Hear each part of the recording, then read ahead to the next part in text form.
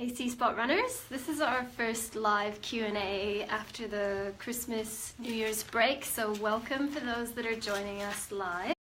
Feel free to ask questions as we go along, and I'll try to answer them as best I can. So today we're talking about where do you get a puppy from, or where do you get a dog from? Over the holidays I talked to lots of people who were somewhat thinking about getting a dog in the new year. And a lot of them, the first thing that they ask me is, should we go with getting a rescue or should we go with getting a puppy? And it's a really great question to be asked as a dog trainer. And there's really no right or wrong answer to that question. A lot of it depends on your situation and your circumstances, with which one you decide to go with. But as a dog trainer, I can definitely give a lot of insight that maybe you wouldn't have realized otherwise about the pros and cons of sourcing a puppy versus rescuing, say, an adult or older dog. So I'm going to talk about the pros and cons of adopting a puppy first, and then I'll move into the pros and cons of going with a rescue dog.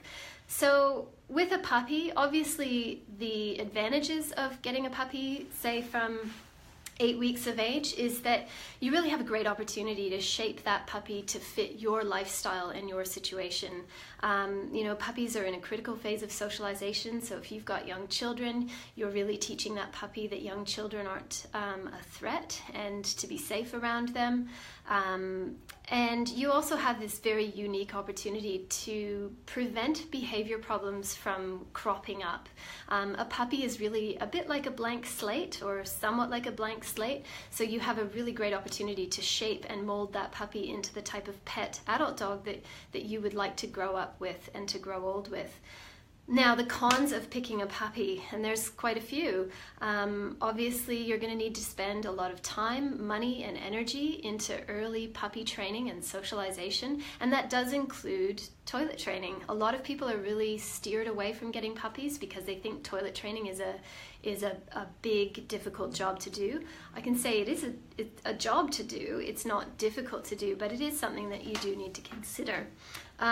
Also, the cons of getting a puppy is, where are you going to get that puppy from? There are lots of different places you can source puppies from, including from a backyard breeder, over the internet, going to a pet shop, and there's a lot of issues surrounding where you source a puppy from.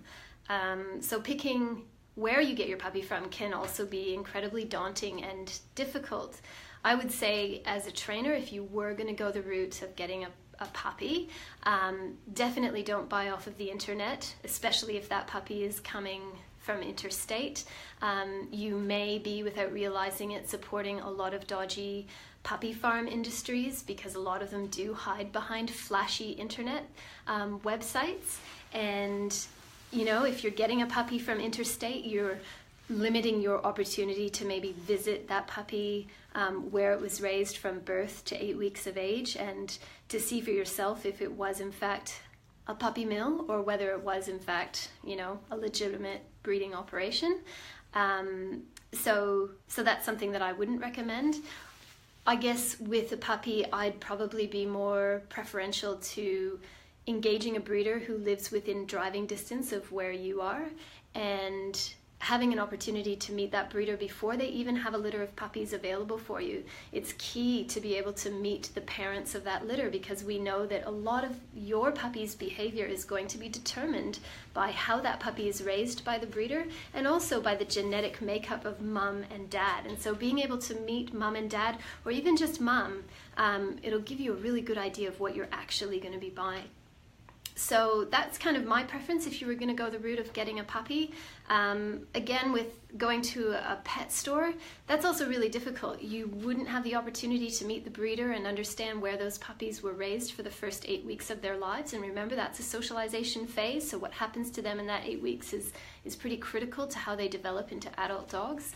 And you don't have a chance to meet the parents of the puppies, so you really don't know what you're actually buying.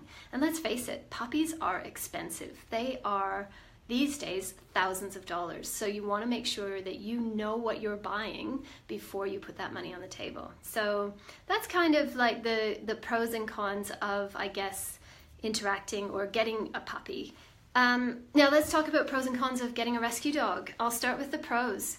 You're giving a dog a second chance, which is amazing. You are rescuing a life in many cases, especially if they find themselves in a pound. So that's a pro. That can make you feel really good, and that you've rescued a dog, which is fantastic. And let's face it, there are so many dogs in pounds and shelters and rescues. There are too many. So that's something to consider as well. So yeah, that's one of the big ticks for rescuing a dog. Some of the cons of rescuing a dog, though. Unfortunately, a lot of those dogs have found themselves in a shelter or rescue environment because of behavioral problems that their first owners created or didn't prevent. And it's difficult for somebody who doesn't understand training and behavior to go into, say, a rescue organization or a pound and know again exactly what they may be taking on. I've got a lot of clients and a lot of friends who have rescued dogs that they've won the lottery. You know, they've brought these dogs home and these dogs have just fitted into their lifestyle seamlessly, and it's amazing when that happens.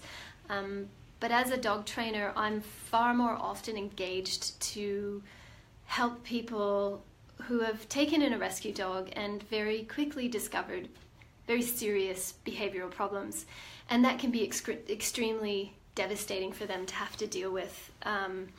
So, you know, things that are kind of easy to fix are teaching that rescue dog basic obedience, teaching them where you'd like them to toilet, where you'd like them to sleep.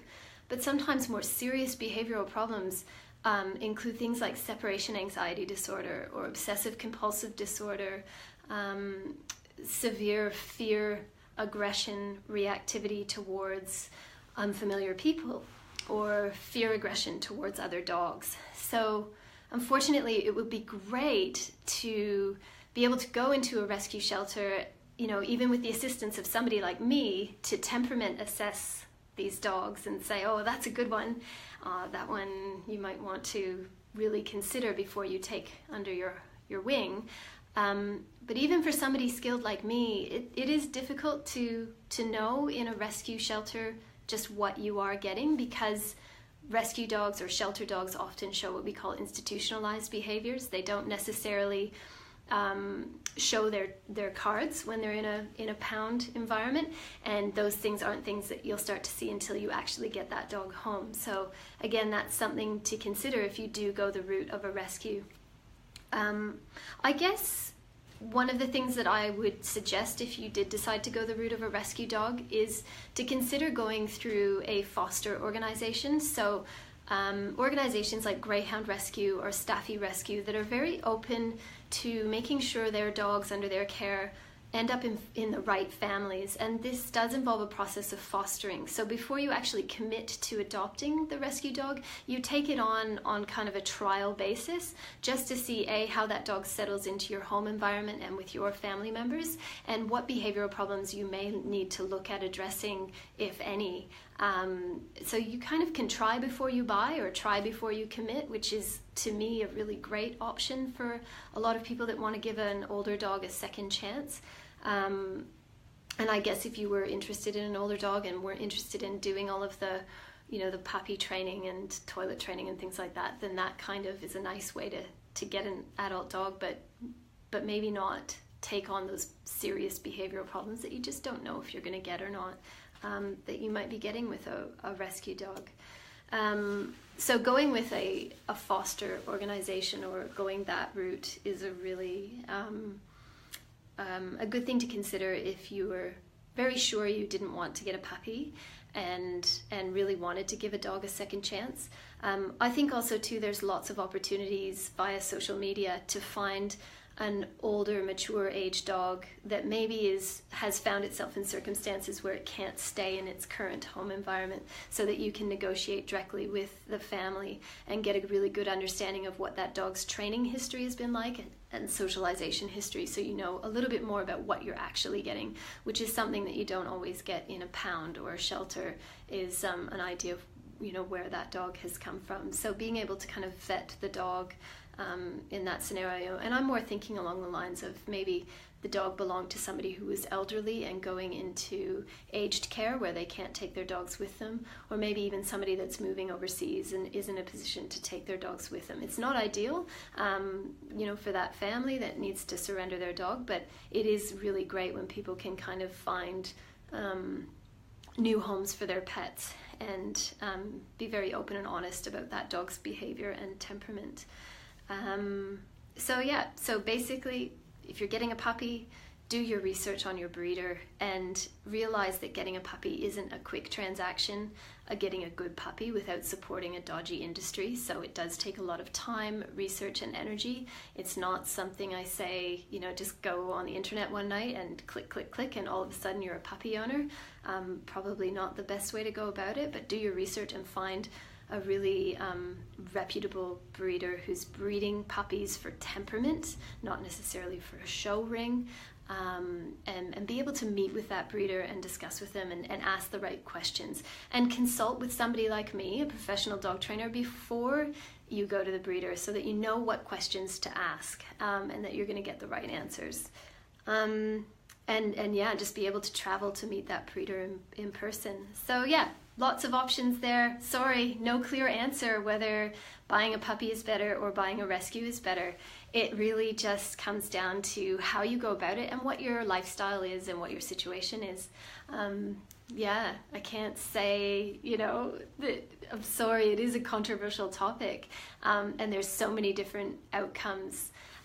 But I guess as a dog trainer, I just want to help clients and help friends make the best decision for them and make the most informed decision. So I hope that that's what this has done today. Feel free to ask questions in the comment thread and I will answer them. Just look forward to hearing from your responses. And also one question. What if someone has kids? What would be the best? Here's a question from left field. What if somebody has kids? What's better? Obviously, with a rescue, you don't know necessarily what that rescue dog's history is like with kids. So being able to do a temperament assessment on the dog with children in a safe environment, controlled environment is key. But again, remember, institutionalized behavior, you're not going to necessarily see what that dog's like until you actually bring it home. So in my opinion, if you're a family with young kids, I probably would be more inclined to go the route of getting a puppy that's still in its critical phase of socialization so that you can do your due diligence and introduce that puppy in a very positive, gradual, and gentle way to children. So I think, and like myself, I am a dog owner with young children, maybe looking to get a new dog in the near future. I have to say I probably myself would go the route of getting a puppy for that reason, having young children. But that's just me. Anyways, all good. Thanks, guys.